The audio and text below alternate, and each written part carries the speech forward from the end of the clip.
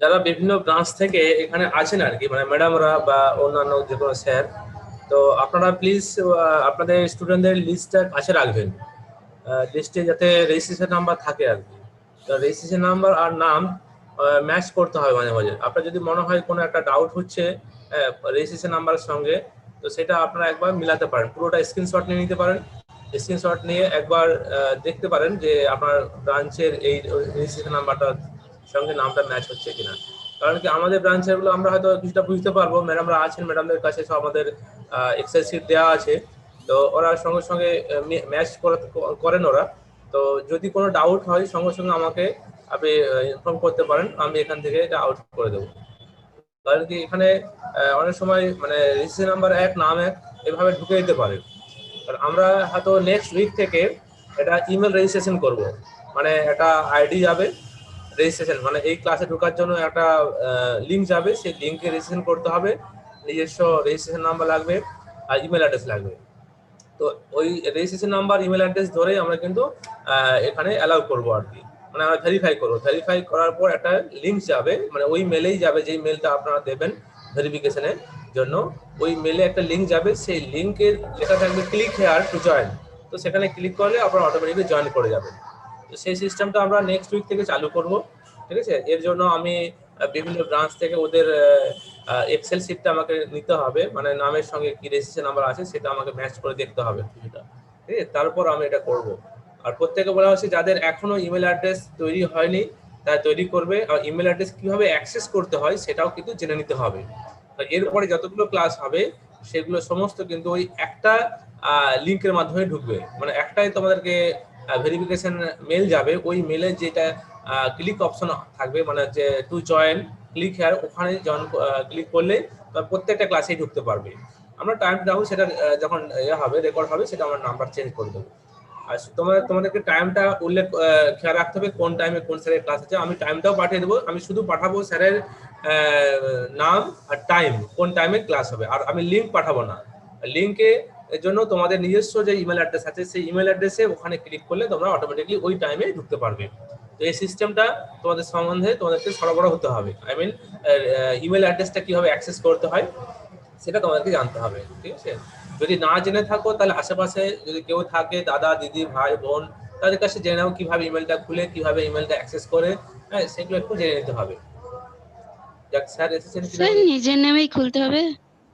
যে কোনো নামে থাকতে পারে, বা বাবার নামও থাকতে পারে, দাদার নামও থাকতে পারে, it is not the mandatory. কিন্তু তুমি যে ইনফরমেশনটা দেবে যখন ভেরিফিকেশনের জন্য যাবে, তোমার কাছে লিঙ্কটা যাবে, ওখানে কিন্তু তোমাকে ঠিকঠাক ইনফরমেশন দিতে হবে। তার রেজিস্ট্রেশন নাম্বার তোমার আমাদের মিশনে যা আছে সেই রেজিস্ট্রেশন নাম্বারটাই লিখতে হবে কিন্তু, ঠিক আছে? কারণ কি আমাকে ভেরিফাই করতে গেলে আমি দেখবো দুটো জিনিস, রেজিস্ট্রেশন নাম্বার সঙ্গে নেমটা ম্যাচ করছে কিনা। যদি ম্যাচ না হয় তাহলে কিন্তু আমি ভেরিফাই করবো না, আর ভেরিফাই যদি না করি তাহলে তোমার কাছে লিঙ্ক যাবে না, ঠিক আছে? তোমার ইমেলে লিঙ্ক যাবে না।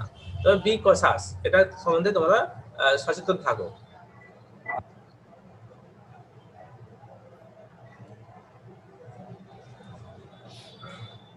স্যার হয়ে গেছে?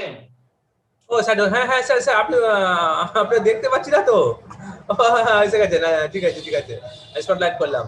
হ্যাঁ sir sir sir, sorry sir আপনার ওয়েট করালাম স্যার। ভালো আছেন তো স্যার?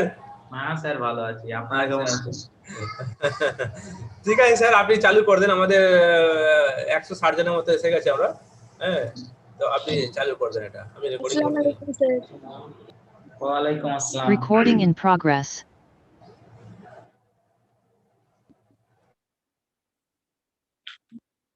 মেলে আবার তুমি যদি কাউকে শেয়ার করো না, মেলটা যে অন্য কাউকে ক্লাসে ঢোকার জন্য তুমি যদি শেয়ার করো, তাহলে দেখবে তুমি বাদ চলে গেছো, সে ক্লাসে ঢুকে গেছে। একদম একদম স্যার, একটা ডিভাইস করে রাখবো, ওই যে একটা ডিভাইস এন্ট্রি করে রাখবো। তুমি যদি কাউকে শেয়ার করতে যাও তুমি বাদ চলে যাবে, এটাই হয়ে গেছে প্রবলেম। তাহলে কতদূর হয়েছিল? মেটা পেজ অবধি, তাই তো?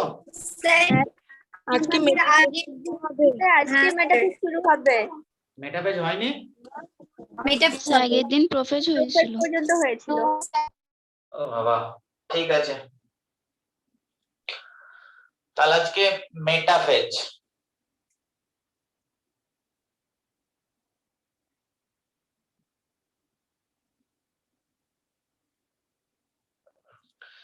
তাহলে আগের দিন আমরা মেটা পেজ এবং প্রোফেজ কে চেনার একটা উপায় বলেছিলাম না।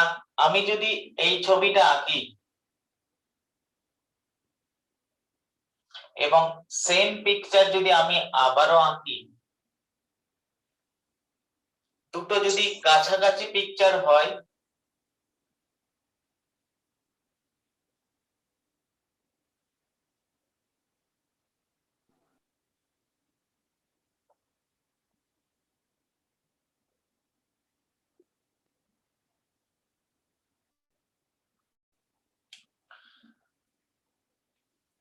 স্যার আপনার ভয়েস আসছে না। ভয়েস আসছে না? এবার এলো।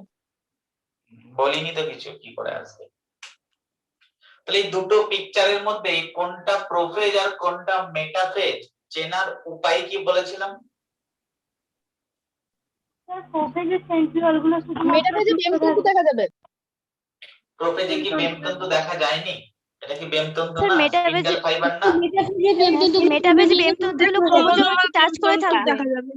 তার মানে তুমি প্রোফেজের সঙ্গে মেটাফেজ কে আলাদা একটা পয়েন্টে কি করতে পারো, সেটা হচ্ছে কি না, যখন spindle fibre R attached with chromosome, that phase is the metaphase. But যখন স্পিন্ডল ফাইবার গুলো ক্রোমোজোমের সঙ্গে অ্যাটাচ নেই, তখন সেটার নাম হয়ে যায় প্রোফেজ। বাট বলো মেটাফেজের কি এই পিকচারটা সবসময় আমাদের সামনে আসে? না স্যার, না স্যার। মেটাফেজে আমরা কি দেখি সব সময়? না মেটাফেজে সব সময় যে কোনো বই খুললে আমরা সব সময় এই পিকচারটাই আমাদের সামনে সব সময় দেয়া থাকে। কি দেয়া থাকে? না মেটাফেজের মধ্যে সেলের মধ্যে একটা জিওমেট্রিক্যাল প্লেন কল্পনা করা হয়। তা ঠিক সেলের মাঝ বরাবর সেই প্লেনটা, যে প্লেনটাকে আমরা বলে থাকি ইকুইটোরিয়াল প্লেন। না আমরা জানি পৃথিবীটা যদি গোল হয় তার মাঝের জায়গাটাকে ইকুইটর বা নিরক্ষীয় অঞ্চল বলে। ঠিক এটা যদি সেলটা রাউন্ড হয় তার ঠিক মাঝে যে জায়গাটা আছে, যে প্লেনটা পাওয়া যাবে, একটা গোল পটেটোকে কাটলে যেমন হয় মাঝে যে প্লেনটা তৈরি হয়, সেই প্লেনটা কি বলা হয়? Equatorial plane. আর এই প্লেনটা তৈরি হয় মেটাফেজে বলে অনেকেই প্লেনটার নাম মেটাফেজিক প্লেন বা প্লেটও বলে থাকে। এখন কি হয় না আমরা এটাই দেখি যে মেটাফেজে সমস্ত ক্রোমোজোম গুলো একটার পর একটা কোথায় অ্যারেঞ্জ হয়ে গেছে? এই ইকুইটোরিয়াল প্লেটে অ্যারেঞ্জ হয়ে গেছে। আমি সবকটা ক্রোমোজোম আঁকছি না, 46টা ক্রোমোজোমই ইকুইটোরিয়াল প্লেনে অ্যারেঞ্জ হয়ে গেছে। তাহলে এটাও মেটাফেজের পিকচার, এটাও মেটাফেজের পিকচার। মেটাফেজ কি করে বুঝলাম? না প্রতিটা ক্রোমোজোমের সঙ্গে স্পিন্ডল ফাইবার অ্যাটাচড হয়ে রয়েছে। তাহলে এটাও মেটাফেজ, এটাও মেটাফেজ। তার মানে এটা মেটাফেজের কোন অবস্থা? না এটা মেটাফেজের আগের অবস্থা, তাই এটাকে আমরা বলতে পারি আর্লি মেটাফেজ। এটা মেটাফেজের পরের অবস্থা এবং ফাইনাল কন্ডিশন, তাই একে আমরা কি বলতে পারি? Late metaphase. NCERT early metaphase ওয়ার্ডটা ইউজ না করে একে ট্রানজিশনাল ফেজ বলেও লিখেছে। না যদি এটাকে আমরা প্রপার মেটাফেজ বলি, এই ফেজটা যদি আমরা প্রোফেজ বলি, তাহলে মাঝের ফেজকে তো আমরা ট্রানজিশনাল ফেজও বলতে পারি। বলতে পারি তো? বলতে পারি? হ্যাঁ বলতে পারি। তাই এনসিইআরটি তোমরা যখন দেখবে পিকচারে, এনসিইআরটি এটাকে ট্রানজিশনাল ফেজ বলেছে। বাট আমরা একে ট্রানজিশনাল ফেজ না বলে বোঝার সুবিধার্থে এটাকে আমরা আর্লি মেটাফেজ বললাম। তাহলে মেটাফেজের দু রকম পিকচার পাই।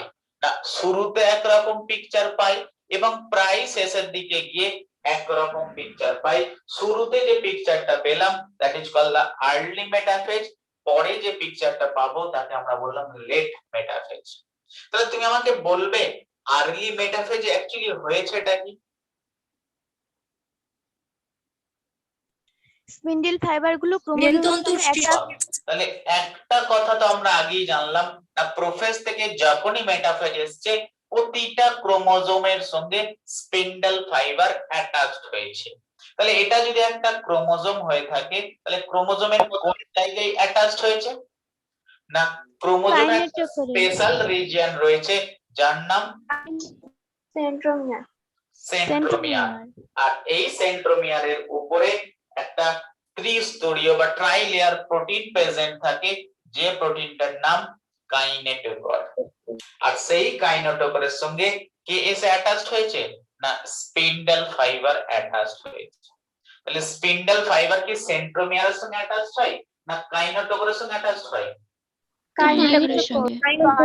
দেখিয়েছি spindle fibre attached with kinetochore। এই ঘটনাটাই ফার্স্ট ঘটেছে, কোথায় ঘটেছে? Early metaphase. আর কি ঘটেছে বলতো আর্লি মেটাফেজে? না যদি এটা ইকুইটোরিয়াল প্লেন হয়, লেট মেটাফেজে প্রতিটা ক্রোমোজোম ইকুইটরে অ্যারেঞ্জ হয়েছে। তার মানে আর্লি মেটাফেজে ক্রোমোজোম গুলো কোন দিকে মুভ করেছে? Equatorial reason.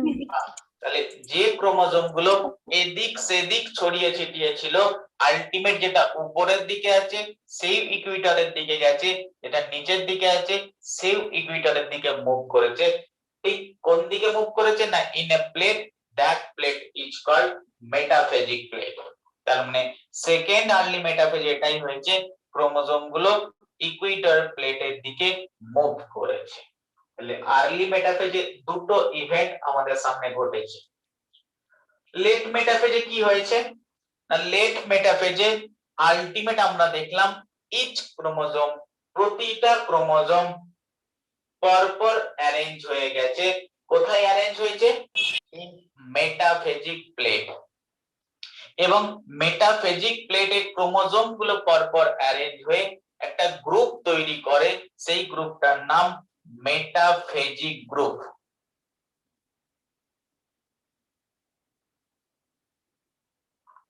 এখন তোমাদের একটা কোশ্চেন হয়, in mitosis cell division metaphasic group,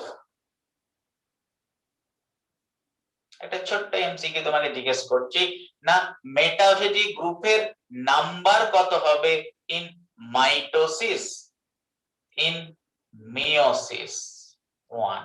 কি আমাকে বলতে পারবে মেটাফেজিক গ্রুপের নাম্বার কত হবে, মাইটোসিসে কি হবে আর মিওসিস 1 এ কি হবে?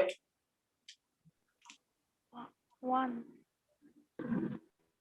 মাইটোসিস।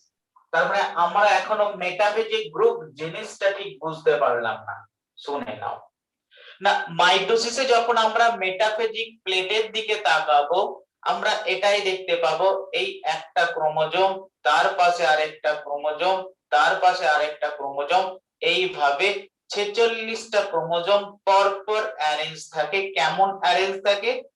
Side by side. তাহলে একটাই রোতে অ্যারেঞ্জ থাকে, ইন এ সিঙ্গেল রো। তাহলে প্রতিটা ক্রোমোজোম, তার পাশে একটা ক্রোমোজোম, তার পাশে একটা ক্রোমোজোম, তাহলে 46টা ক্রোমোজোম পরপর পরপর অ্যারেঞ্জ থাকে, সাইড বাই সাইড অ্যারেঞ্জ থাকে, ইন এ সিঙ্গেল রো।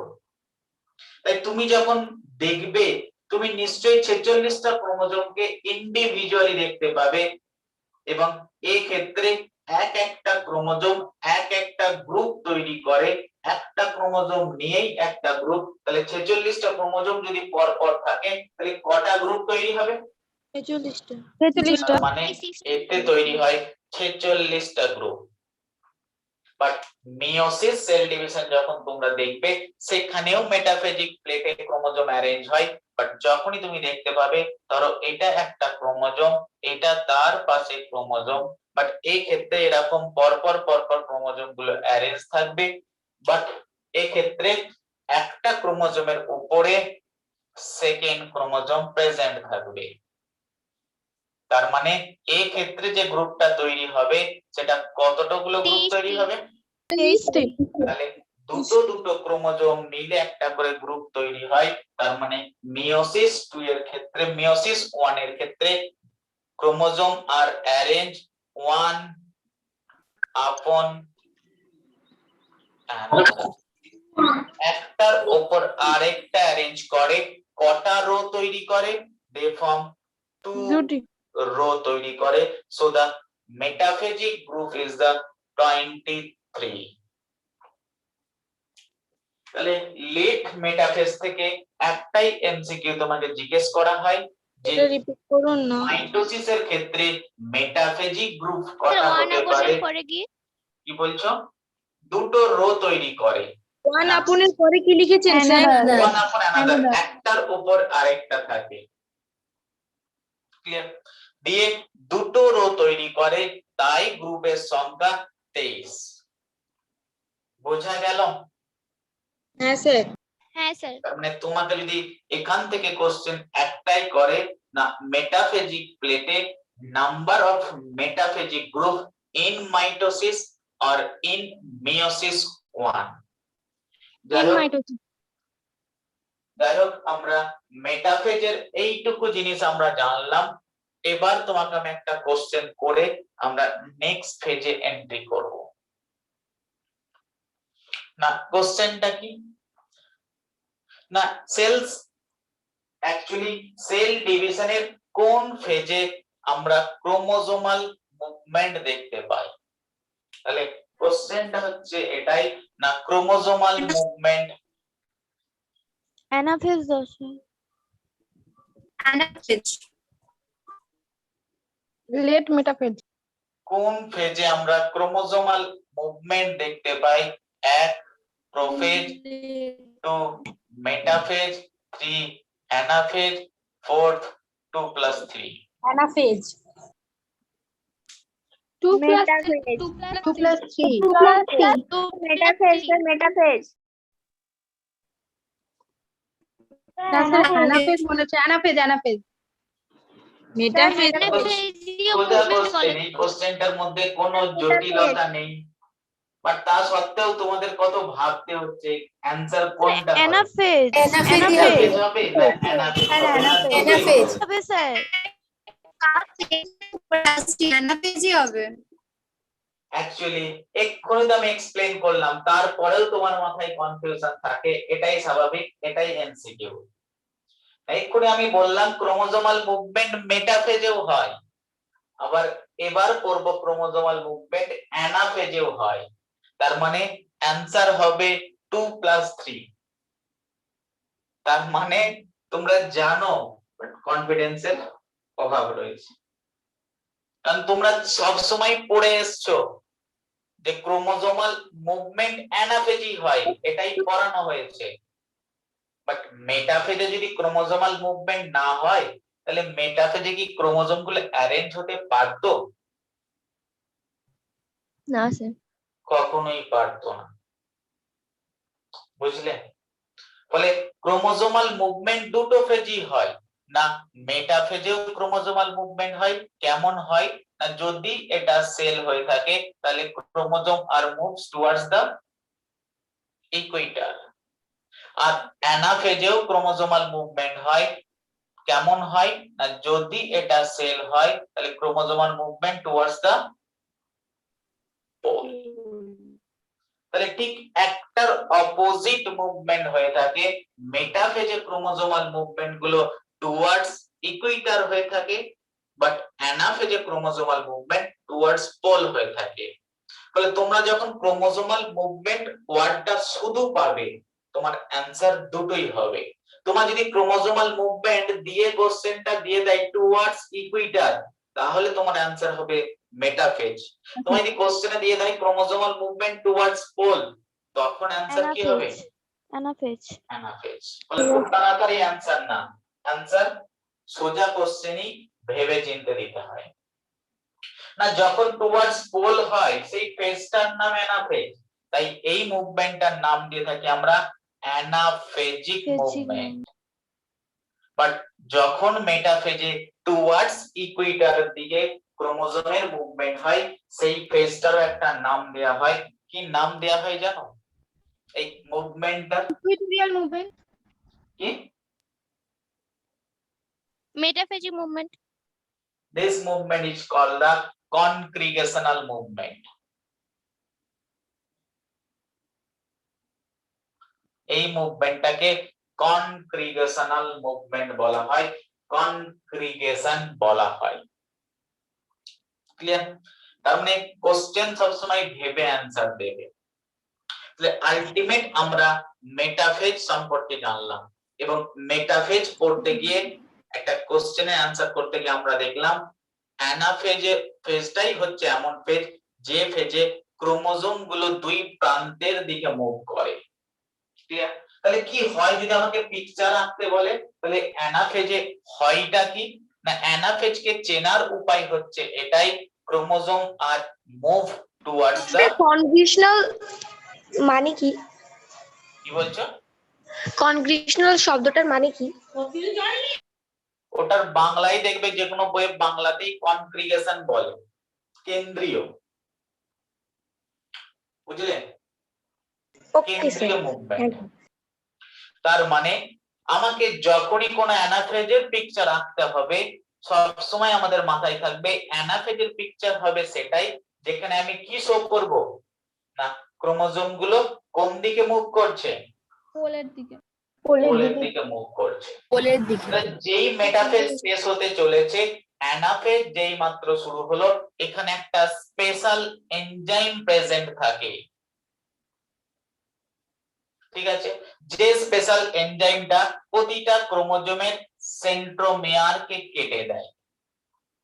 তাহলে সেন্ট্রোমিয়ারকে কেটে দেওয়ার সাথে সাথে যেটা একটা ক্রোমোজোম ছিল সেটা দুটো ডিফারেন্ট সিঙ্গেল ক্রোমাটিড যুক্ত ক্রোমোজোমে কনভার্ট হবে। Yes or no? Yes, sir. তার মানে সাথে সাথে একটা এনজাইম আসবে এবং প্রতিটা ক্রোমোজোমের সেন্ট্রোমিয়ার বরাবর কেটে দেবে। যখনই কেটে দেবে সাথে সাথে এই ক্রোমোজোম দুটো দুই প্রান্তের দিকে মুভ করতে শুরু করবে। স্যার 180 দিয়ে কি লিখেছেন ওটা? কোথায় 180 ডিগ্রি লিখেছে? লেট ছিল ওটা লেট মেটাফেজ লিখছিলাম। স্যার এনজাইমটার নাম কি বলছো? এনজাইমটার নাম কি? সেপারেজ। এনজাইমটার নাম হচ্ছে সেপারেট। নাম মনে রাখলেও চলবে, আমি ইচ্ছা করেই বলি। এনজাইমটার নাম সেপারেজ। সেই সেপারেজ এনজাইমটা এসে সেন্ট্রোমিয়ারটা স্প্লিট করে দেবে। ও সিঙ্গেল ক্রোমাটিড দুটো ক্রোমোজোমে কনভার্ট হবে। এখন এই পিকচারটা আর কি মেটাফেজের পিকচার রয়েছে? এই পিকচারটা আর মেটাফেজের পিকচার নেই। কেন নেই? কারণ ফার্স্ট এই মিউট করো। জানাতুল স্যার জিমি মিউট কর। এই পিকচারটা এই কারণে আর মেটাফেজে নেই। ফার্স্ট এটা এই কারণে লেট মেটাফেজ বলবো না, কারণ ক্রোমোজোম আর ইকুইটারের দিকে নেই। এটাকে আমি আর্লি মেটাফেজ বলতে পারি, আর্লি মেটাফেজও বলবো না, কারণ এক্ষেত্রে ক্রোমোজোমের মুভমেন্ট আমি কোন দিকে দেখিয়েছি? পোলের দিকে। তার মানে আমরা চোখ বুজে বলে দিতে পারি this picture is the picture for anaphase. তাহলে তোমাকে যখনই আমাকে জিজ্ঞেস করা হবে যে অ্যানাফেজে হয়টা কি, এক কথায় আমার একটাই অ্যানসার হবে, না chromosome are moves towards the pole. Movement towards pole. এখন তোমাদের পরের কোশ্চেন এর পরেই জিজ্ঞেস করা হয়, তুমি যে আমাকে বললে অ্যানাফেজে ক্রোমোজোমাল মুভমেন্ট পোলের দিকে হয়, তো কেন এই মুভমেন্টটা হয়, কে করে এই মুভমেন্টটা, what is the cause of anaphasic movement? এই ক্রোমোজোমগুলোর মধ্যে রিপালশন হয় তার জন্য। ক্রোমোজোম কোয়েশন পর্যন্ত ডিস্ট্রাকশন করে। স্পিন্ডেল ফাইবারের প্রসারণের জন্য। কোয়েশন প্রোটিনের ডিস্ট্রাকশনটা শুরু হয়। এক কথায় আমরা সবসময় এই অ্যানসার দিই না স্পিন্ডেল ফাইবারের লেন্থ চেঞ্জ হওয়ার জন্য, তাই তো? তাহলে অ্যানাফেজিক মুভমেন্টের কারণ যদি আমাকে কেউ জিজ্ঞেস করতো ক্লাস 11 অবধি, আমরা একটাই অ্যানসার দিতাম, তার মানে চেঞ্জ, কিসের চেঞ্জ? না change in the length of spindle fibre. Spindle ফাইবারের লেন্থ চেঞ্জ হওয়ার জন্যই অ্যানাফেজিক মুভমেন্ট হয়। ক্লিয়ার? আর হয়তো বাকিগুলো অ্যানসার দিতাম, দিস দুটো ক্রোমাটিডের মধ্যে রিপালশন, সেন্ট্রিওলের রিপালশন, বাট সেগুলো অতটা ইম্পর্টেন্ট অ্যানসার নয়। ইম্পর্টেন্ট অ্যানসার যেটা হচ্ছে change in the length of spindle fibre. না স্পিন্ডেল ফাইবারের লেন্থ চেঞ্জ হওয়াটাই হচ্ছে অ্যানাফেজিক মুভমেন্টের মেইন কজ। বাট এটা ক্লাস 11 অবধি তোমরা পড়ে এসছো, বাট নিটে গিয়ে তোমার অ্যানসার এরকম থাকবে না। কেন থাকবে না? না যখনই তুমি বললে স্পিন্ডেল ফাইবারের লেন্থের কথা, তো আমরা একটা পিকচার আনছি, তাহলে পিকচারটাই দেখো কি কি টাইপের স্পিন্ডেল ফাইবার পাওয়া যায়। না এটা একটা সেন্ট্রিওল, এটা একটা সেন্ট্রিওল। না আমি দেখলাম এরকম কিছু স্পিন্ডেল ফাইবার প্রেজেন্ট রয়েছে যেটা এই সেন্ট্রিওল থেকে শুরু হয়ে আরেকটা সেন্ট্রিওল পর্যন্ত এক্সটেন্ড করেছে। তো বলো এই স্পিন্ডেল ফাইবারটা মাঝে কি কোনো জায়গায় কোনো ব্রেক হয়েছে, কেটে গেছে, এরকম আছে? না স্যার না এই স্পিন্ডেল ফাইবারটা একটা পোল থেকে শুরু হয়ে ডাইরেক্ট অপর পোল পর্যন্ত গেছে, মাঝে কোনো ব্রেক নেই, তাহলে এই টাইপের স্পিন্ডেল ফাইবারকে আমরা কি বলতে পারি? Continuous type of fibre is called continuous fibre. এখন যেই কন্টিনিউয়াস ফাইবার সে তো এক পোল থেকে আরেক পোল পর্যন্ত গেছে, তাহলে এর রিলেশন পোলের রেসপেক্টে, তাই এই কন্টিনিউয়াস ফাইবারকে অনেকে আরো একটা নামে ডাকে, that is called polar fibre. তাহলে যেটাই কন্টিনিউয়াস ফাইবার তারই আরেকটা নাম পোলার ফাইবার। না আমি আরো একটা ক্রোমোজোমের ছবি আঁকলাম, ধরো এই একটা ক্রোমোজোম, না এবারও একটা ফাইবার বেরোলো, বাট এই ফাইবারটা সেন্ট্রিওল থেকে বেরিয়ে ক্রোমোজোম পর্যন্ত এক্সটেন্ড করেছে, তাহলে আমি কি বলতে পারি এই ফাইবারটা এক প্রান্ত থেকে শুরু হয়ে অপর প্রান্ত পর্যন্ত কন্টিনিউয়াসলি গেছে? না স্যার না স্যার একটা জায়গায় এর সঙ্গে সেন্ট্রোমিয়ার একে দুটো পার্টে ভেঙে দিয়েছে, তার মানে এই ফাইবারটা কি কন্টিনিউয়াস ফাইবার? না স্যার ডিসকন্টিনিউয়াস ফাইবার। বাট এই ডিসকন্টিনিউয়াস ফাইবারটা কার রিলেশনে রয়েছে? না পোল থেকে শুরু হয়ে ক্রোমোজোম পর্যন্ত রয়েছে, ক্রোমোজোমের রিলেশনে রয়েছে, তাই এই ফাইবারটার নাম কি দিতে পারি আমরা? Chromosomal fibre. তাহলে chromosomal fibre is a discontinuous fibre. এখন যখনই দুটো ফাইবার ক্রোমোজোমকে টানতে শুরু করলো, তবে এই দুটো ক্রোমোজোমের মাঝে একটা স্পেস জেনারেট করেছে। যখনই স্পেস জেনারেট করে তখনই এই দুটো ক্রোমোজোমের মাঝে আরো একটা ফাইবার ডেভেলপ করে। তাহলে এই যে থার্ড যে ফাইবারটা বলছি এটাও কি কন্টিনিউয়াস? না, দুটো ক্রোমোজোমের মাঝের রিজিয়ন বা মাঝের জোনে প্রেজেন্ট, তাহলে দুটো ক্রোমোজোমের মাঝে এই ফাইবারটা এই ফাইবারটার নাম কি হবে? Interzonal fibre. Interzonal fibre. তাহলে এই ফাইবারটার নাম ইন্টারজোনাল ফাইবার। ও তাহলে আগে যে আমি অ্যানসারটা দিতাম change in the length of spindle fibre, এখন তো আমাকে আর সেই অ্যানসারটা দিলে হবে না, কারণ স্পিন্ডেল ফাইবার আমার কাছে অনেক রকম রয়েছে। না আমার কাছে স্পিন্ডেল ফাইবার কি কি টাইপের রয়েছে? না দুটো টাইপের রয়েছে। One is the continuous fibre, না যে ফাইবার একটা সেন্ট্রিওল থেকে শুরু হয়ে অপর সেন্ট্রিওল পর্যন্ত এক্সটেন্ড করেছে। না আমার কাছে রয়েছে ডিসকন্টিনিউয়াস ফাইবার। না যেটা ডিসকন্টিনিউয়াস স্পিন্ডেল ফাইবার সেটা তো আমার কাছে আবার দু রকম, না কি কি?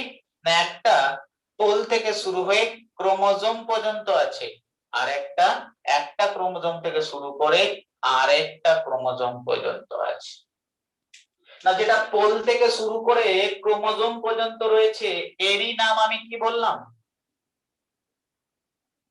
ক্রোমোজোমাল।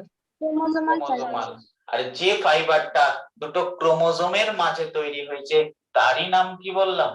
Interzonal fibre. তাহলে আমাকে তুমি এখন অ্যানসার দাও, অ্যানাফেজিক মুভমেন্টে কোন ফাইবারের কি চেঞ্জ হয়? কোন ফাইবারের ইন্টারজোনাল ফাইবারে বাড়লে অ্যানাফেজিক মুভমেন্ট হয়, কোন ফাইবারের লেন্থ কমলে অ্যানাফেজিক মুভমেন্ট হয়?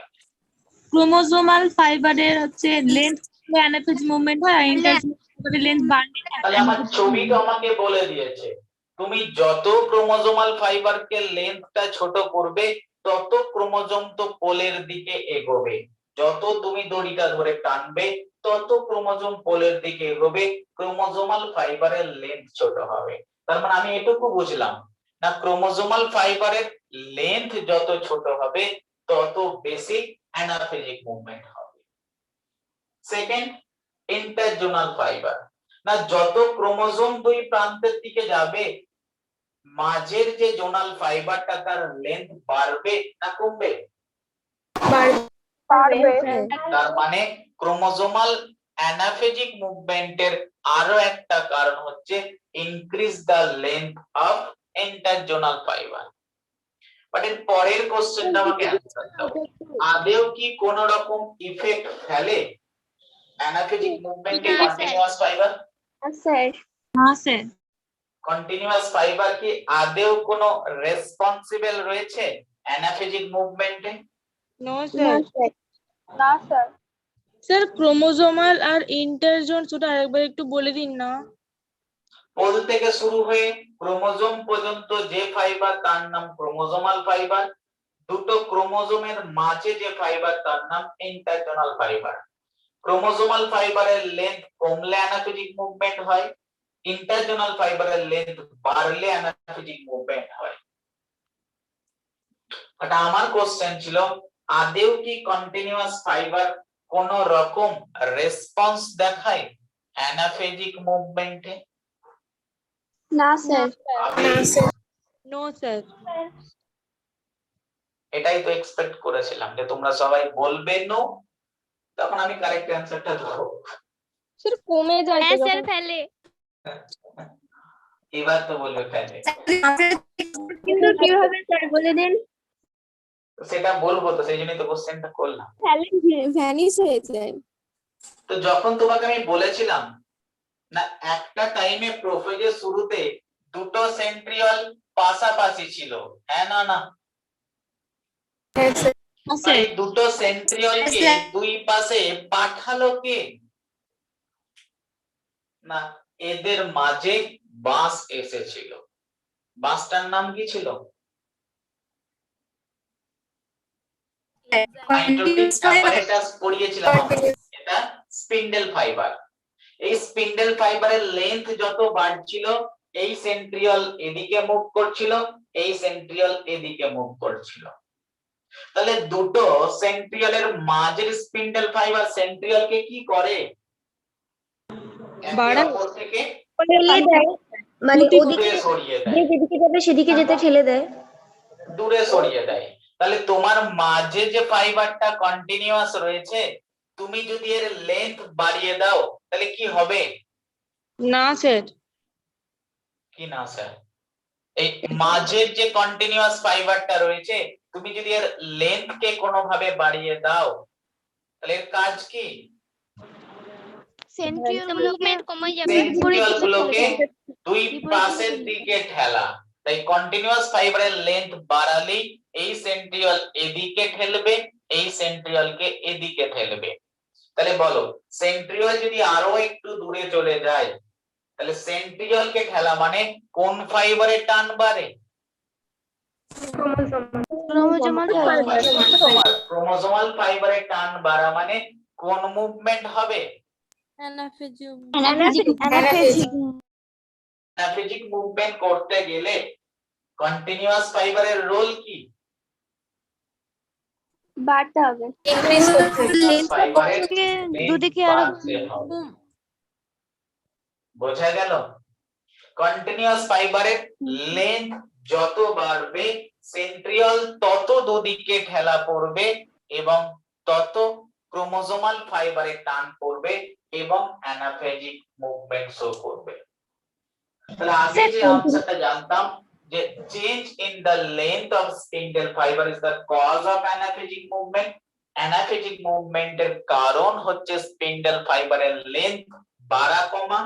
এখন তারা আমরা ডিটেইলস অ্যানালিসিস জানলাম না কোন ফাইবারের লেন্থ কমলে অ্যানাফেজিক মুভমেন্ট হয়, ক্রোমোজোমাল ফাইবারের লেন্থ কমলে অ্যানাফেজিক মুভমেন্ট হয়, কোন ফাইবারের লেন্থ বাড়লে অ্যানাফেজিক মুভমেন্ট হয় না ইন্টারজোনাল কন্টিনিউয়াস ফাইবার দুজনার লেন্থ বাড়লে অ্যানাফেজিক মুভমেন্ট হয়। তাহলে বলো এত অবধি সবার ক্লিয়ার হয়েছে? হ্যাঁ স্যার। Yes, sir. তো যখনই তুমি এই অ্যানসারটা দেবে সাথে সাথে আরো একটা কোশ্চেন তোমার কাছে করা হবে। কোশ্চেনটা কি না তুমি তো আমাকে বললে যে স্যার মিউট হয়ে গেছে। নিয়ন্ত্রিত হয় অ্যানাফেজিক মুভমেন্ট। বাট আমার এই পরের কোশ্চেনটা হচ্ছে এটা না হুইচ আয়ন ইজ রেসপন্সিবল, কোন আয়ন রেসপন্সিবল ফর অ্যানাফেজিক মুভমেন্ট, না কোন আয়নটা অ্যানাফেজিক মুভমেন্টের জন্য responsible? 1 number answer Fe2 plus, 2 number answer Mg2 plus, 3 number answer Ca2 plus, 4 number answer all of this. Sir কোশ্চেনটা আরেকবার বলুন না। কোশ্চেন হচ্ছে Ca2 plus. যে অ্যানাফেজিক মুভমেন্টের জন্য কোন আয়ন দায়ী? which ion is responsible for anaphasic movement? Mg2 plus. Sir, all of বললেন Mg2 plus। বাকি কেউ? জানি না স্যার। স্যার all of একটা this. ভালো অ্যানসার, জানি না। All of this. তাহান্না আঞ্জুম বললে all of this। বাকি? Ca2 plus. Fe2 plus। বাহ, আর Sir, Ca2 plus. Sir, all of তুমি this. আবার সেকেন্ড অ্যানসার দিয়ে দিলে Ca2 প্লাস। সবই তো বলে দিলে, তাহলে অল অফ দিস বলাই তো ভালো ছিল। স্যার Ca2 প্লাস হবে তো? অপশন সি মনে হচ্ছে স্যার। হ্যাঁ স্যার এটাই হবে Ca2 রুবিনা plus. বলছে Fe2 প্লাস।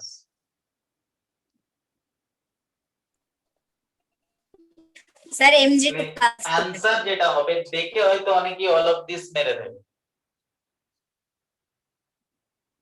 Mg2 প্লাস মেরে দেবে, বাট এখন ফারহা সুলতানা, সাজিয়া সব বললে Ca2 প্লাস।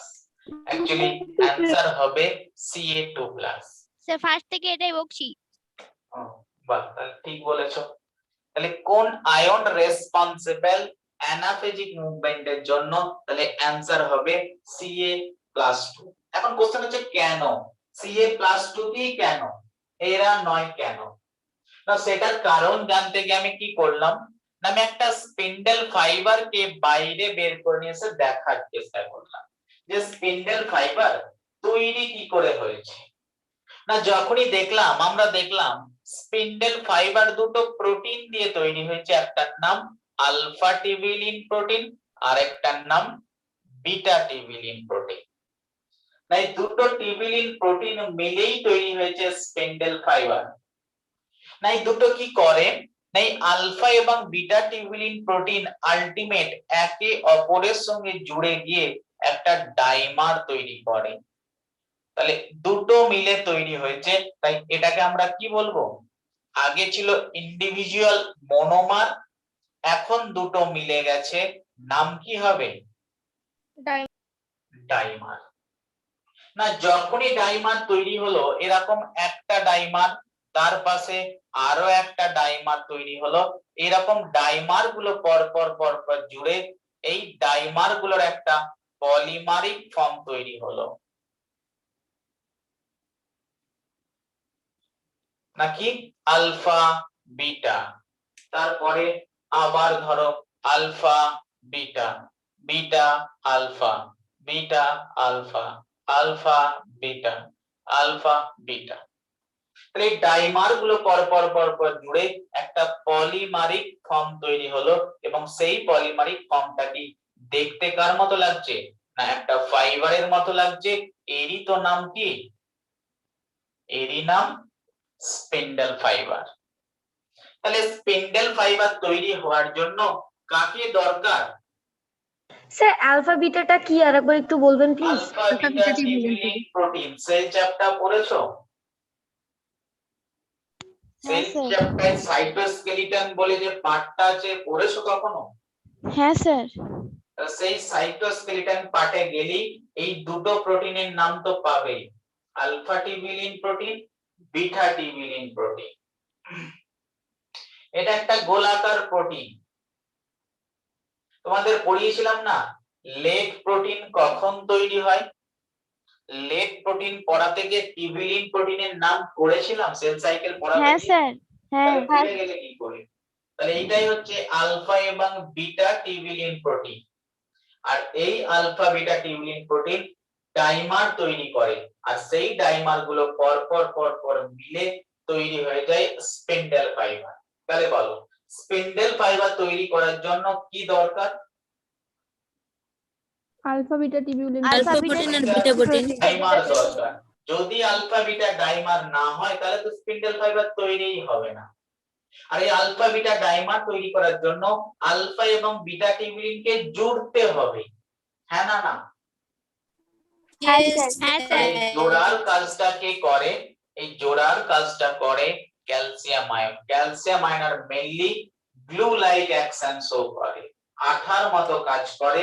সে কি করে না, কিচ্ছু করে না, এই আলফা এবং বিটা টিউবিউলিনকে জুড়তে সাহায্য করে।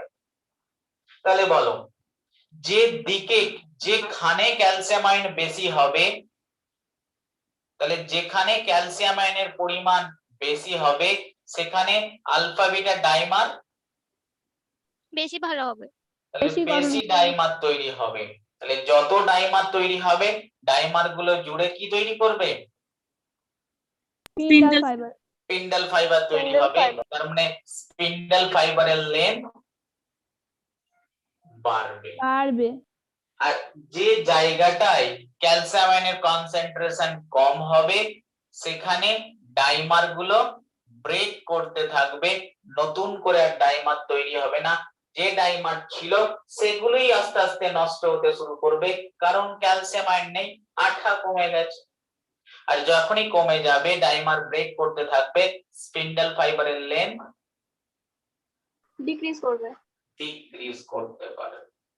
তার মানে আমি যে কথাটা বলেছিলাম, ক্রোমোজোমাল মুভমেন্টে স্পিন্ডল ফাইবারের লেন্থ ইনক্রিজ এবং ডিক্রিজ দায়ী না। ইনক্রিজ করার কারণও ক্যালসিয়াম আয়ন, আবার ডিক্রিজ করার কারণও ক্যালসিয়াম আয়ন।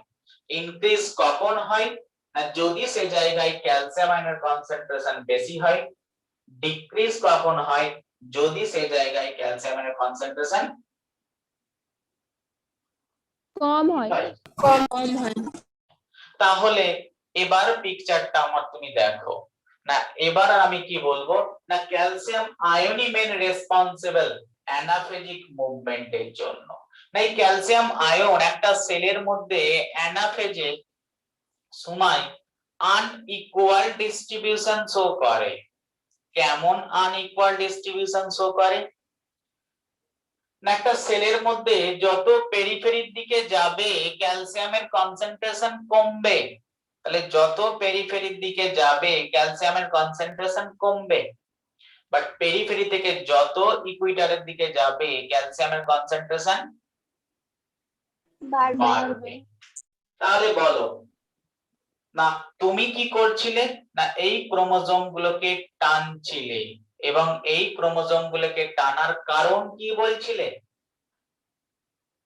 ক্রোমোজোমাল ফাইবারের লেন্থ বাড়ে। ক্রোমোজোমাল ফাইবারের লেন্থ বাড়ে, কমে যায়। ফাইবার কমে। না পোলের দিকে ক্যালসিয়ামের আয়নের কনসেন্ট্রেশন তো খুবই কম।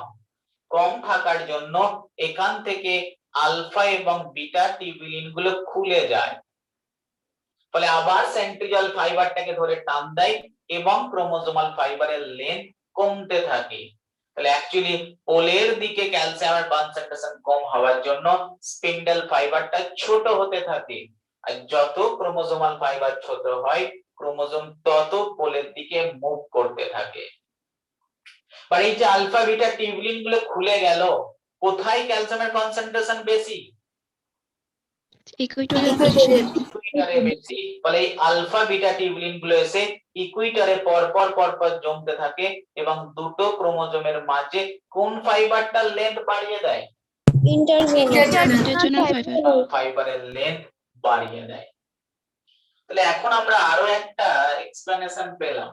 অ্যাকচুয়ালি অ্যানাফেজিক মুভমেন্টের জন্য দায়ী ক্যালসিয়াম আয়নের আনইকুয়াল ডিস্ট্রিবিউশন। কেমন ডিস্ট্রিবিউশন না, যত ইকুইটর থেকে পোলের দিকে যাবে ক্যালসিয়াম আয়নের কনসেন্ট্রেশন বাড়ে না কমে? কমে। আমরা এটুকু বুঝতে পারলাম যে অ্যানাফেজিক মুভমেন্টের মলিকুলার মেকানিজমটা অ্যাকচুয়ালি হয়টা কি, কোন আয়নই বা রেসপন্সিবল। তাহলে তুমি আমাকে একটা কথা বলো, যদি কেমিস্ট্রিতে তোমরা তো একটা সাবস্টেন্সের কথা বলেছো যাকে আমরা বলি চিলেটিং এজেন্ট। না, হোয়াট ইজ চিলেটিং এজেন্ট? না, এমন কোন এজেন্ট যে কোনো আয়নকে ধরে ফেলে, তাই তো? চিলেটিং সাবস্ট্রেট, তাই তো? পড়ানোই হয়নি, ওকে, অসুবিধা নেই। তাহলে তুমি আমাকে বলো, তুমি যদি এমন কোন সাবস্ট্রেট দিয়ে দাও এই সেলটার মধ্যে যে কিনা ক্যালসিয়ামটি ধরে ফেলে, তাহলে সেলের মধ্যে ক্যালসিয়াম আর পাওয়াই যাবে? ক্যালসিয়ামকে তুমি আটকে দিয়েছো, তাহলে সেলের ভিতরে আর ক্যালসিয়াম পাবে না। যদি ক্যালসিয়াম না থাকে অ্যানাফেজিক মুভমেন্ট হবে? না স্যার। তো এরকম একটা সাবস্টেন্স, এটাও এমসিকিউ বই খুঁজলেই পাবে। সাবস্টেন্সটার নাম বলতে পারবে কি, যেটা অ্যানাফেজিক মুভমেন্টকে আটকে দিতে পারে? কি নাম বলতে পারবে? পারবে না? সাবস্টেন্সটার নাম কলচিসিন। শুনেছো নাম? বলতে পারলে না কেন? তাহলে কলচিসিন বলে একটা সাবস্ট্রেট রয়েছে, যে সাবস্টেন্সটা ক্যালসিয়াম চিলেটিং এজেন্ট। আমরা একে অ্যাপ্লাই করি বাইরে থেকে, দিয়ে ক্যালসিয়ামকে আটকে দিই। তাহলে হঠাৎ করে একটা সেল ডিভাইড করছে, আমরা আটকে দেবো? হ্যাঁ, এটাও আমরা করে থাকি আমরা নিজের স্বার্থে। না, কিছু কিছু প্ল্যান্ট সেলে আমরা কলচিসিনকে অ্যাপ্লাই করে দিই, যার ফলে অ্যানাফেজিক মুভমেন্ট হয় না, যার ফলে সেলের ভেতরে মেটাফেজিক মুভমেন্টও দেখতে পাওয়া যায় না। কারণ মুভমেন্ট মানেই তো স্পিন্ডেল ফাইবার বাড়া কমা। কলচিসিন দেয়া মানে স্পিন্ডেল ফাইবারই তৈরি হবে না, তাহলে মুভমেন্ট কোথা থেকে হবে? আর এই মুভমেন্ট না হওয়ার জন্য সেলের মধ্যে একটা প্রপার্টিজ ডেভেলপ করে, যে প্রপার্টিজটাকে বলা হয় পলিপ্লয়েডি। স্যার টিউমার ক্যান্সারের ক্ষেত্রে কি এটা করা হয়? না, এই যে কন্ডিশনটা ডেভেলপ করানোর জন্য এটা করা হয়, সেই কন্ডিশনটার নাম হচ্ছে পলিপ্লয়েডি। এবং এই অ্যাপ্লিকেশনটা আমরা মেইনলি প্ল্যান্ট সেলের উপর করে থাকি। না, প্ল্যান্ট সেলের মধ্যে আমরা কলচিসিন দিয়ে ক্যালসিয়ামকে আটকে দিই, যার ফলে না মেটাফেজিক মুভমেন্ট হয় না অ্যানাফেজিক মুভমেন্ট হয়, বাট সেলটার মধ্যে পলিপ্লয়েডি কন্ডিশন ডেভেলপ করে। এবং জেনারেলি এটা প্ল্যান্ট সেলের ক্ষেত্রেই করা হয়। এখন পলিপ্লয়েডি জিনিসটা কি?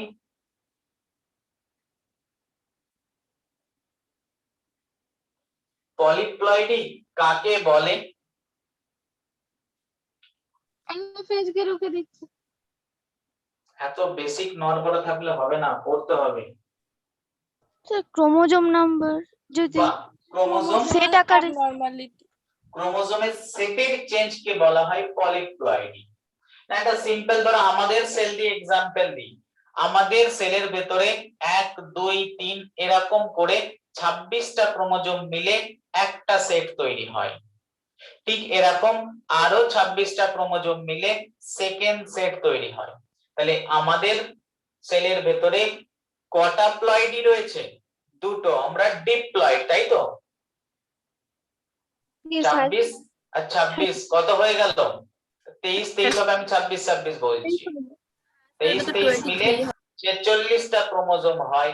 46টা ক্রোমোজোম দুটো সেটে অ্যারেঞ্জ রয়েছে।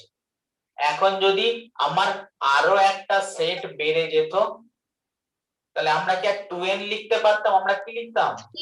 3n, আরো একটা সেট বেড়ে গেলে আমরা কি লিখতাম? 4n। আমাদের সেটের সংখ্যা, নট এ সিঙ্গেল ক্রোমোজোম, পুরো 23টা ক্রোমোজোমই আমার বেড়েছে। তার মানে ক্রোমোজোমের সেট বেড়েছে, 2n থেকে 3n হয়েছে, 3n থেকে 4n হয়েছে, 4n থেকে 5n হয়েছে। এই যে ক্রোমোজোমের সেটের সংখ্যা বাড়াটাকে আমরা পলিপ্লয়েডি বলে ডাকতে থাকি। ক্লিয়ার? বোঝা গেল? ইউপ্লয়েডিও তো বলে। ইউপ্লয়েডি ক্রোমোজোম নাম্বারের চেঞ্জ। হ্যাঁ, ইউপ্লয়েডি আর অ্যানিউপ্লয়েডি ঠিকই বলেছে, ইউপ্লয়েডিও বলে। চলো, তাহলে এটা আমরা যখন মিউটেশন পড়ব, ক্রোমোজোমাল মিউটেশন, সেখানে গিয়ে আমরা পড়ব। ক্লাস 12 এরই রয়েছে, তোমাদের পড়ানো হবে। মেন্ডেলিয়ান জেনেটিক্স, সেই মেন্ডেলিয়ান জেনেটিক্স এর লাস্টে আছে মিউটেশন। তাহলে প্ল্যান্ট সেলের ক্ষেত্রে এটা আমরা করি, এবং এর অ্যাপ্লিকেশন আমরা যখন ক্লাস 12 একটা চ্যাপ্টার রয়েছে food production, enrichment and food production বলে একটা ক্লাস 12 এর তোমাদের চ্যাপ্টার রয়েছে, সেই চ্যাপ্টারে প্ল্যান্ট ব্রিডিং বলে একটা পার্ট রয়েছে। সেই প্ল্যান্ট ব্রিডিং পড়তে গিয়ে এর অ্যাপ্লিকেশন পাবে তোমরা, সেখানে পড়াবো যে কিভাবে হয়, কিভাবে পলিপ্লয়েডি করা হয়। এখন ডিটেইলস না জানলেও চলবে, বাট এতটুকু মাথায় রেখে দেবে কলচিসিন কে আমরা অ্যাপ্লাই করে থাকি। কলচিসিন অ্যানাফেজিক এবং মেটাফেজিক মুভমেন্ট কে স্টপ করে দেয়, রেজাল্ট হিসাবে অনেক সময় প্ল্যান্ট সেলে পলিপ্লয়েডি কন্ডিশন ডেভেলপ করে। বলো এতটুকু ক্লিয়ার হয়েছে? ওকে, চলো এর পরের কোশ্চেন। এর পরে একটা মজার কোশ্চেন হয়। স্যার কলজিসিন কে ওই কি বললেন ওটা জিলেটিন? চিলেটিং সাবস্টেন্স কেমিস্ট্রিতে তোমরা পড়বে, এমন কোন সাবস্টেন্স যে আয়ন কে আটকে দেয়, that is called chelating substance. তোমরা পড়েছো কি ব্লাড ক্লটিং পড়েছো, অ্যান্টিকোয়াগুলেন্ট পড়েছিলেন ক্লাসে? হ্যাঁ তো স্যার। সেখানেও তো চিলেটিং সাবস্টেন্স ইউজ করা হয়। চিলেটিং সাবস্টেন্স কি করে? ক্যালসিয়ামকে আটকে দেয়। ব্লাড ক্লট করার জন্য প্রতিটা স্টেপে তো ক্যালসিয়াম লাগে, আর তুমি যদি সেই ক্যালসিয়াম কি আটকে দাও তাহলে কি ব্লাড ক্লট করবে? নিশ্চয়ই করবে না।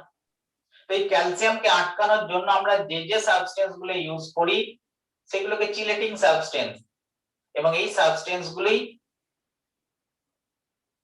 আমি চিলেটিং সাবস্টেন্স বললাম, এইগুলো কিন্তু অ্যান্টিকোয়াগুলেন্ট বলি, রক্ততঞ্চন রোধক পদার্থ। যাই হোক, অন্য জায়গায় চলে যাচ্ছি। বলো পরের একটা কোশ্চেন করছি, which phase is the best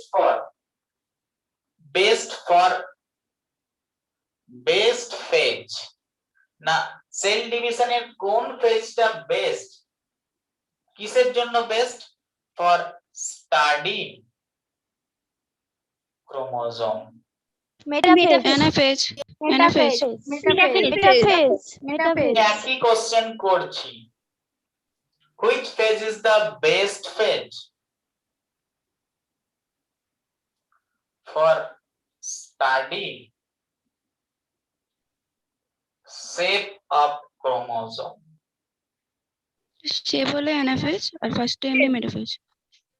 তাহলে আমার প্রথমটার অ্যানসার হচ্ছে প্রোফেজ, মেটাফেজ, অ্যানাফেজ, টেলোফেজ। সেকেন্ডটার অ্যানসার হচ্ছে prophase, metaphase, anaphase, telophase. Sir first এরটা মেটাফেজ, সেকেন্ড এরটা মেটাফেজ, আমি কোশ্চেনটা তোমাকে পাশাপাশি এই কারণেই করালাম, আমি কোশ্চেনটা পাশাপাশি করেছি, তোমরা এখন চোখ বুজে বলে দিতে পারছো নিশ্চয়ই দুটো কোশ্চেন একই করব না, তাই তোমরা অ্যানসার করে দিলে কি না ফার্স্ট এরটা হবে মেটাফেজ, পরেরটা হবে অ্যানাফেজ। ফার্স্ট এটা অ্যানাফেজ হবে স্যার, অ্যানাটমি হলো অ্যানাফেজ। ফার্স্ট এরটা হবে মেটাফেজ, স্টাডি অফ ক্রোমোজোম মানে অ্যাকচুয়ালি তার অ্যানাটমিকে তুমি স্টাডি করছো, আর এখানে শেপ মানে তার শুধু শুধু শেপটুকু স্টাডি করছো। শেপটা অ্যানাটমির মধ্যে পড়ে না, অ্যানাটমি অ্যাকচুয়ালি ইন্টারনাল স্ট্রাকচারের উপরই বেসড, বুঝেছো? চলো তাহলে তোমাকে কোশ্চেন একই, বাট এই শেপ ওয়ার্ডটা তোমার আলাদা একটা অ্যানসার এনে দিচ্ছে না। যখনই তোমাকে শেপের কথা বলা হবে তখন আর অ্যানসার মেটাফেজ থাকবে না, অ্যানসার অ্যানাফেজ হবে। মনে রাখবে একমাত্র শেপ বাদে বাকি ক্রোমোজোমের যা কিছু তুমি স্টাডি করতে চাও, তোমাকে যদি বলা হয় হিস্টোলজি, তোমাকে যদি বলা হয় অ্যানাটমি, তোমাকে যা খুশি বলা হোক না কেন সবার অ্যানসার হবে মেটাফেজ। একমাত্র তোমার যদি কোশ্চেনে থাকে শেপ অফ ক্রোমোজোম, অ্যানসার হবে কি অ্যানাফেজ। তুমি এটা জানো তাই, তোমাকে যদি এই কোশ্চেনটা না থাকতো, তোমাকে যদি শুধু এই কোশ্চেনটা দেয়া থাকতো, 90% স্টুডেন্ট অ্যানসার দিয়ে আসতো মেটাফেজ। এটুকু শিওর যে 90% স্টুডেন্ট মেটাফেজে অ্যানসার দিয়ে আসতো এবং ভেবে আসতো আমি একদম কারেক্ট অ্যানসার দিয়েছি। বাট বাইরে এসে যখন জানতে পারতো না আমি তো ভুল অ্যানসার দিয়েছি, তখন কাঁদতে শুরু করতে। বোঝা গেল? তাহলে এই ছোট্ট ছোট্ট ওয়ার্ড তোমাকে ভুল করে দেবে। এখন কোশ্চেন হচ্ছে কেন আমি বললাম সেফ স্টাডি করার জন্য মেটাফেজ নয় অ্যানাফেজই বেস্ট ফেজ, কেন বললাম বলো? কারণ তো কিছু ক্রোমোজোম নম্বর ডবল হয়ে যায় দেখো ওটার জন্য। নিজেরাই তখন এখন বলবে যে কেন আমি বললাম না মেটাফেজ হচ্ছে best phase for study of chromosome. না তুমি যখন একটা মেটাফেজে ক্রোমোজোমকে স্টাডি করতে গেলে তুমি মেটাফেজ অবস্থায় 4 রকম ক্রোমোজোম পেতে পারো। কোন 4 রকম ক্রোমোজোম পেতে পারো? তো বলবে কোন 4 রকম ক্রোমোজোম পেতে পারো? মেটাসেন্ট্রিক, সাবমেটাসেন্ট্রিক, অ্যাক্রোসেন্ট্রিক আর টেলোসেন্ট্রিক। একটা ক্রোমোজোম এরকম পেতে পারো যার সেন্ট্রোমিয়ার পুরোপুরি মাঝে রয়েছে। না একটা ক্রোমোজোম এরকম পেতে পারো মাঝের কাছাকাছি রয়েছে সেন্ট্রোমিয়ার। একটা ক্রোমোজোম এরকম পেতে পারো একদম টার্মিনাল পোরশনের কাছাকাছি রয়েছে সেন্ট্রোমিয়ার। আরেকটা ক্রোমোজোম এরকম পেতে পারো যে একদম টার্মিনাল পজিশনই রয়েছে সেন্ট্রোমিয়ার। তার মানে যদি সেন্ট্রোমিয়ার মাঝে থাকে তবে সেই ক্রোমোজোমটাকে আমরা বলে থাকি মেটাসেন্ট্রিক ক্রোমোজোম। না যদি মাঝের কাছাকাছি থাকে সাবমেটাসেন্ট্রিক ক্রোমোজোম। না যদি টার্মিনালের কাছাকাছি থাকে তাকে আমরা কি বলবো? Acrocentric chromosome. আর যদি একদম টার্মিনালে চলে যায় তাকে আমরা কি বলবো? Telocentric chromosome. এখন প্রতিটা ক্ষেত্রে ক্রোমোজোমের মোটামুটি দুটো বাহু আমরা পেয়েছি। অ্যাক্রোসেন্ট্রিক টেলোসেন্ট্রিক বাদে প্রতিটা ক্রোমোজোমে মোটামুটি আমরা দুটো করে বাহু পেয়েছি সেন্ট্রোমিয়ারের দুই দিকে। কোন কোন ক্ষেত্রে দুটো বাহু সমান, কোন কোন ক্ষেত্রে দুটো বাহু সমান না। তাহলে এটা বাদ দিয়ে ম্যাক্সিমাম কেসে দুটো বাহু সমান না। তার মানে একটা বাহু বড় আর একটা বাহু ছোট। তো যে বাহুটা বড় তাকে আমরা কিউ বাহু বলে থাকি, কিউ বাহুকে আমরা বড় বাহু বলে থাকি। এই বছর 2019 এর এমসিকিউ নিটের এটা 2019 এ যদি কোশ্চেন পেপার ঘাটো এটা ছিল 2019 এর এমসিকিউ লার্জ বাহুকে কি বলি। আর যে বাহুটা ছোট তাকে আমরা কি বললাম? পি বাহু। পি বাহু। আর এই দুটো বাহুর যদি তুমি অনুপাত বের করো তাকে বলা হয় তাকে arm ratio q by p. এটা কি আমাদের arm ratio q by p বলা হয় তাকে বড় বাহু বাই ছোট বাহু। তাহলে বলো মেটাসেন্ট্রিক কি বললেন? আর্ম রেশিও বাহুর অনুপাত। তাহলে তুমি আমাকে বলো মেটাসেন্ট্রিকের ক্ষেত্রে দুটো বাহুই তো সমান, তাহলে 1:1 আর্ম রেশিও কত হবে? 1 1 হবে। না সাবমেটাসেন্ট্রিকের ক্ষেত্রে আর্ম রেশিও বড় বাহুটা নিশ্চয়ই বড়, নিশ্চয়ই আর 1 থাকবে না, 1.7 হয়ে যায়। অ্যাক্রোসেন্ট্রিকের ক্ষেত্রে 3 to আর্ম 7। রেশিও 3 থেকে 7 এর মধ্যে যে কোনো একটা ভ্যালু হতে পারে।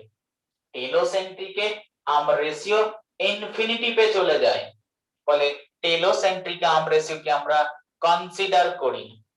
এর আরো একটা কারণ রয়েছে, হিউম্যান বডিতে এরকম কোন ক্রোমোজোম নেই যেটা কোন টাইপের? টেলোসেন্ট্রিক। তাহলে আমাদের যে 23টা টাইপের ক্রোমোজোম আছে কোন ক্রোমোজোমই টেলোসেন্ট্রিক নেই, ফলে টেলোসেন্ট্রিক নিয়ে আমরা বেশি মাথা ঘামাই না। এখন কোশ্চেন যে তাহলে টেলোসেন্ট্রিক কোথায় পাওয়া যায় জানার দরকার নেই, কেউ যদি জানতে চাও গুগলে গিয়ে সার্চ করে নিন। বোঝা গেল? তাহলে এই আর্ম রেশিও সবার ক্ষেত্রে আলাদা আলাদা। বাট অদ্ভুত বিষয়, তুমি যখন মাইক্রোস্কোপের তলায় দেখবে মেটাফেজের ক্রোমোজোমকে, একেও দেখো লম্বা আয়ের মতো দেখতে লাগছে, একেও লম্বা আয়ের মতো দেখতে লাগছে, একেও লম্বা আয়ের মতো দেখতে লাগছে, একেও লম্বা আয়ের মতো দেখতে লাগছে। বলে প্রত্যেকটা ক্রোমোজোমকে দেখতে কি আলাদা লাগছে না একই লাগছে? একই লাগছে। আলাদা আলাদা হবে। এরকম দেখতে লাগছে প্রতিটা ক্রোমোজোমকে। ফলে যতক্ষণ না ক্রোমোজোমের কোমরে দড়ি বাঁধবে ততক্ষণ পর্যন্ত আলাদা ঠিক মতো বোঝা যায় না। যখনই দড়ি বেঁধে তোকে টানতে শুরু করবে উল্টো দিকে, তখনই এর শেপ বোঝা যাবে। না আমরা মেটাফেজে কারো শেপ বুঝতে পারছি না, সবাই কি তো একই রকম আই শেপেড লম্বা ক্রোমোজোম লাগছে। এবার আমরা ঠিক করলাম অ্যানাফেজে কোমরে দড়ি বেঁধে টানবো। না যেই একে কোমরে দড়ি বেঁধে টানতে শুরু করলাম, ও আর আই নেই, ও কনসেপ্ট নিয়ে নিল ভি শেপ। না। যখনই ওকে সাবমেটাসেন্ট্রিক কে কোমরে দড়ি বেঁধে টানলাম, ও আর আই নেই, ও এল শেপ নিয়ে নিল। যখনই অ্যাক্রোসেন্ট্রিক কে দড়ি বেঁধে টানবো, ও আর জি। আই থাকবে না, জে শেপ নিয়ে নেবে। যদি টেলোসেন্ট্রিক থাকতো, ওরও দড়ি বেঁধে টানলে ও কি শেপ নিয়ে থাকতো? I shape. আই শেপ থাকতো। তার মানে মেটাফেজে আমি কারো শেপ বুঝতে পারছিলাম না, বাট যখনই আমি দড়ি বেঁধে ওকে টানতে শুরু করলাম, যেই অ্যানাফেজে আমি ওকে টানতে শুরু করলাম, আমার কাছে এবার ওদের শেপ কিন্তু এক্সপোজ হয়ে গেল। না এটা তো ভি শেপ, মানে এটা মেটাসেন্ট্রিক। আরে এটার শেপ তো এল, তার মানে এটা সাবমেটাসেন্ট্রিক। এটার শেপ তো জে, তার মানে এটা অ্যাক্রোসেন্ট্রিক। তাহলে আমরা শেপ কে স্টাডি করার জন্য which phase is the best phase? The answer anaphase. তাহলে এখন বুঝলে কেন আমরা অ্যানাফেজ কি বেস্ট ফেজ বলেছি শেপ কে স্টাডি করার জন্য? হ্যাঁ স্যার বুঝেছি। বুঝলে ভালো। চলো, না এরপরে এর চেয়ে বেশি এমসিকিউ যায় না কাল, বাট কখনো কখনো এমসিকিউ সলভ করতে গিয়ে তুমি দু একটা এমসিকিউ পেতে পারো। না আমাদের কাছে 23টা ক্রোমোজোম রয়েছে, এক্ষুনি আমি বললাম না টেলোসেন্ট্রিক নেই আমাদের হিউম্যান বডিতে, মানে 23টা ক্রোমোজোমের মধ্যে কিছু ক্রোমোজোম ভি শেপ, কিছু ক্রোমোজোম এল শেপ, কিছু ক্রোমোজোম জে শেপ। বাট তোমায় যদি কখনো কোশ্চেন করে না কোন টাইপের ক্রোমোজোম ম্যাক্সিমাম, মানে 23টার মধ্যে V shape। ম্যাক্সিমাম কোন টাইপের, মেটাসেন্ট্রিক না সাবমেটাসেন্ট্রিক না অ্যাক্রোসেন্ট্রিক? সো এল শেপ মানে Metasen- সাবমেটাসেন্ট্রিক বেশি হবে। ওকে, মেটাসেন মনে রাখবে, আমি আর কনফিউশনে যাচ্ছি না। Maximum chromosome in our body is the metacentric chromosome. আমাদের maximum chromosome metacentric type of chromosome. এখন এত কোশ্চেন আসে না আমাদের, বাট আমাদের দুটো ক্রোমোজোম খুব স্পেশাল, একটা হয় এক্স, একটা হয় ওয়াই। কারণ এই এক্স এবং ওয়াই আমাদের ডিটারমাইন করে আমরা মেল না আমরা ফিমেল, তাই তো? দুটো এক্স হলে ফিমেল, একটা এক্স একটা ওয়াই হলে মেল। তাই কখনো কখনো জিজ্ঞেস করে এই এক্স কোন টাইপের ক্রোমোজোম আর এই ওয়াই কোন টাইপের ক্রোমোজোম। এক্স টা সাবমেটাসেন্ট্রিক আর ওয়াই টা অ্যাক্রোসেন্ট্রিক।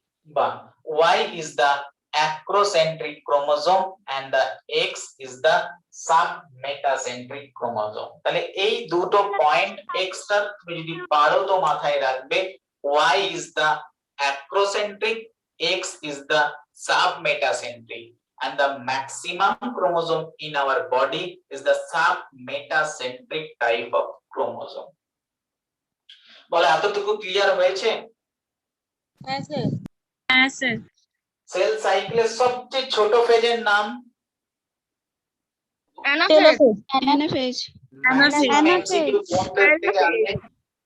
অ্যানাফেজ দেখো সবচেয়ে ছোট ফেজ, বাট কোশ্চেন সবচেয়ে বেশি অ্যানাফেজ থেকে, বুঝলে? চলো, তাহলে অ্যানাফেজ সবার ক্লিয়ার হয়েছে? স্যার ম্যাক্সিমামটা কোথায় বলেন, মেটাসেন্ট্রিক না সাবমেটাসেন্ট্রিক? সাবমেটা বললাম, ম্যাক্সিমাম সাবমেটাসেন্ট্রিক। স্যার অ্যানাটমির ক্ষেত্রে মেটাফেজটা বললেন তো? Anatomy metaphase. চলো এবার পরের ফেজটার নাম কি? টেলোফেজ। টেলোফেজ। টেলোফেজ। এখন আমি সবসময় একটা কথা প্রথম দিন থেকেই বলছি সেল সাইকেল পড়ানো থেকে, না যখন আমরা সেল সাইকেলের পিকচার আঁকি আমরা তো প্রোফেজ আঁকি, মেটাফেজ আঁকি, অ্যানাফেজ আঁকি, টেলোফেজ আঁকি, কখনো আমরা সাইটোকাইনেসিস আঁকি? না স্যার টেলোফেজের মধ্যেই সাইটোকাইনেসিসটা মানে হয়। টেলোফেজও হচ্ছে সাইটোকাইনেসিসও হচ্ছে, প্যারালালি হয়। তাই আমরা সাইটোকাইনেসিসকে কখনোই আলাদা করে আঁকি না বা লিখি না, কারণ টেলোফেজটা দেখাচ্ছি মানে আমি সেখানে সাইটোকাইনেসিসকে ধরে নিয়েছি। তাহলে একটা আমাকে কোশ্চেন দাও না, cytokinesis start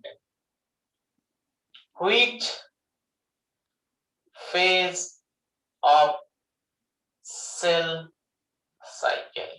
Answer: prophase, telophase. metaphase, anaphase, telophase.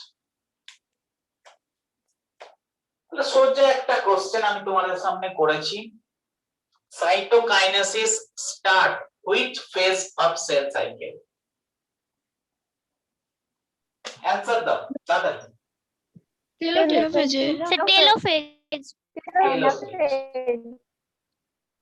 হ্যাঁ স্যার অ্যানাফেজ। যেই কোশ্চেন করছি সেই কোশ্চেনটাতেই কনফিউশন করছো। কোশ্চেনটা নিশ্চয়ই কনফিউশনে ফেলার জন্যই করেছি। আবারও সেম জিনিস, যেই ফার্স্ট এই কোশ্চেনটা দেখবে 99% স্টুডেন্ট অ্যানসার করে চলে আসবে টেলোফেজ, এবং বেশ আনন্দিত হয়ে অ্যানসার করে আসবে আমি কারেক্ট অ্যানসার দিয়েছি, নাচতে নাচতে বাইরে এলে 4 নাম্বার পেয়ে গেলাম, কোশ্চেন সোজা ছিল। বাট যখনই অ্যানসার শিট দেখবে অ্যানসার আর টেলোফেজ নেই, স্যার অ্যানাফেজ হবে তো? অ্যানাফেজ। আবার একটা ওয়ার্ড তোমাকে ফাঁসিয়ে দিল, না ওয়ার্ডটার নাম হচ্ছে স্টার্ট। না তোমাকে যদি কোশ্চেনটা করতো cytokinesis happen in which phase of cell cycle, তোমার অ্যানসার হয়ে যেত টেলোফেজ। বাট একটা ওয়ার্ড আবার তোমাকে ফাঁসিয়ে দিতে পারে, cytokinesis start which phase of the cell cycle, এখন আর অ্যানাফেজ হবে, টেলোফেজ হবে না, অ্যানসার লেট অ্যানাফেজ। লেট কথাটা নেই মানে অ্যানাফেজই আমাকে অ্যানসার করতে হবে। ফলে এমসিকিউ যতটাই সোজা, এমসিকিউ এ ভুল করার চান্স ততটাই বেশি, ফলে কোশ্চেন খুব সাবধানে পড়তে হবে। বুঝেছো? চলো তাহলে আশা করছি এইটুকু আমি বোঝাতে পেরেছি। স্টার্ট হয়ে যায় অ্যানাফেজ, না যখনই অ্যানাফেজ শুরু হয় লেটের দিকে যখন যাবে, এর ঠিক যে জায়গা থেকে ক্রোমোজোম গুলো মুভমেন্ট করতে শুরু করেছিল ঠিক সেলের সেই জায়গাটায় ছোট্ট এরকম একটা ডিপ্রেশন অ্যারাইজ করে। তার মানে ডিপ্রেশন অ্যারাইজ করছে মানে স্টার্ট অফ সাইটোকাইনেসিস, এবং সেটা স্টার্ট হয়ে গেছে অ্যানাফেজে। বাট প্রসেসটা চলতে থাকবে টোটাল টেলোফেজ জুড়ে। তো টেলোফেজে সাইটোকাইনেসিস তো পড়বো, বাট তার আগে আমরা পড়বো যে টেলোফেজে তাহলে হয়টা কি। এক তো প্যারালালি সাইটোকাইনেসিস প্রসেসটা হয়, আর কি হয় টেলোফেজে? টেলোফেজে আর কি হয় কেউ বলবে? স্যার স্পেন্ডেল ফাইবার ভ্যানিশড হয়ে যায়। একদম Reverse এক for কথায় prophase. তোমায় যদি অ্যানসার দিতে হয় যে টেলোফেজে কি হয়, একটা কথায় প্রোফেজে- একটা লাইনে অ্যানসার, না প্রোফেজে আমরা যে টেলোফেজ ঘটনাগুলি ঘটে। আমরা একে বলে থাকি রিভার্স প্রোফেজ। না প্রোফেজে যা যা ঘটনা ঘটে টেলোফেজে ঠিক তার উল্টো ঘটনা ঘটে। একটা পিকচার আমি দেখি, না যখন আমার প্রোফেজ শেষ হয়েছিল, লেট প্রোফেজে যদি আমি সেলকে দেখে থাকি, এরকম সুন্দর আমরা দেখতে পেয়েছিলাম, ক্রোমোজোম দেখতে পেয়েছিলাম। আমরা যদি লেট টেলোফেজের পিকচারটা দেখি তাহলে আমরা মোটামুটি এরকমই পিকচার পাবো। কি পাবো?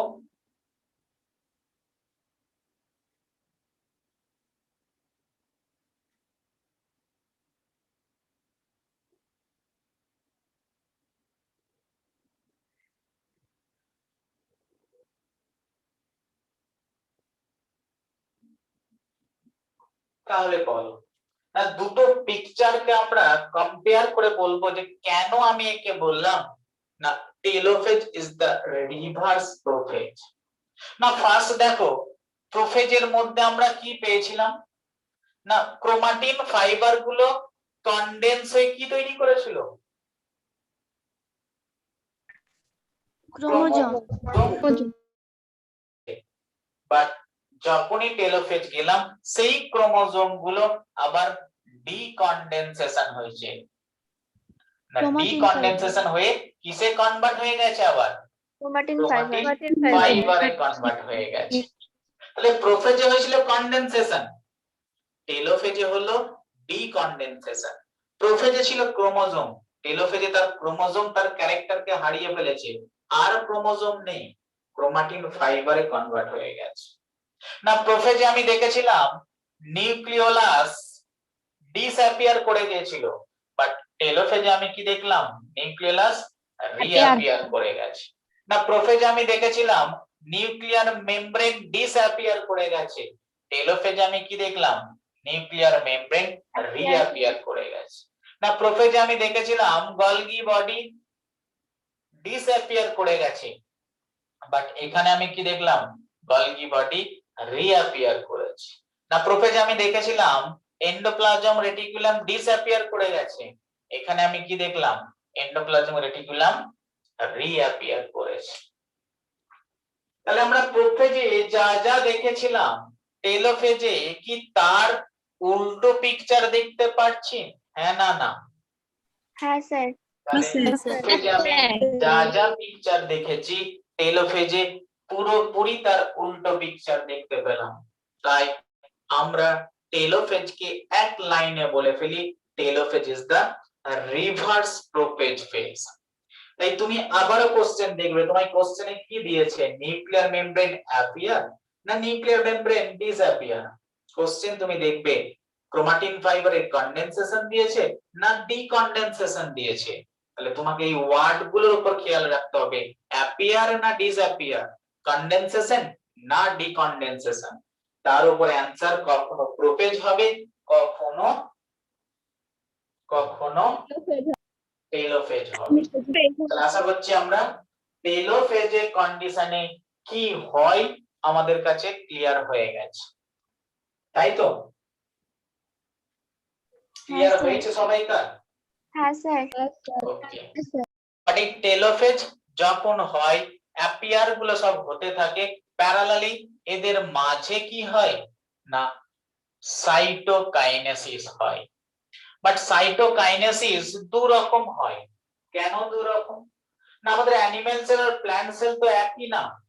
অ্যানিমাল সেলে সেন্ট্রিওল রয়েছে, প্ল্যান্ট সেলে সেন্ট্রিওল নেই। অ্যানিমাল সেলের চারিপাশে সেল ওয়াল নেই, প্ল্যান্ট সেলের চারিপাশে সেল ওয়াল রয়েছে। বলে দুজনার সাইটোকাইনেসিস প্যাটার্ন এক না।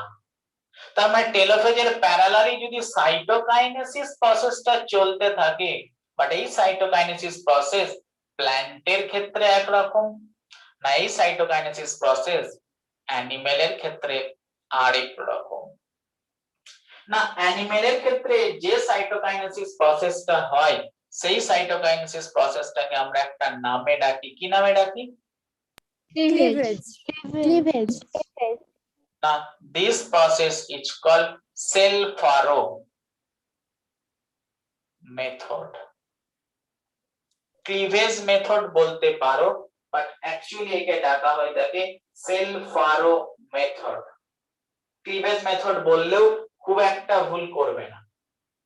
যদি প্ল্যান্ট সেলের কথা বলা হয় থাকে তাহলে আমরা প্রসেসটার নাম কি দিই? না প্রসেসটার নাম দিই সেল প্লেট মেথড। তাহলে একটার নাম হয়ে যায় সেল ফারো মেথড, আর একটা প্ল্যান্ট সেলের ক্ষেত্রে এরই নাম হয়ে যায় সেল প্লেট মেথড। না সেল ফারো মেথডে হয়টা কি না, যখনই টেলোফেজ শেষের দিকে হয়, লেট টেলোফেজ, আমি কি বললাম না, লেট টেলোফেজ থেকে মোটামুটি স্টার্ট হয়ে যায় সাইটোকাইনেসিস। না যখনই লেট টেলোফেজ হয়, যেখান থেকে সেন্ট্রোমিয়ারদের মুভমেন্ট হয়েছিল সেই জায়গাটায় একটা ডিপ্রেশন অ্যারাইজ করে, এটাই তো ইন্ডিকেশন অফ সাইটোকাইনেসিস।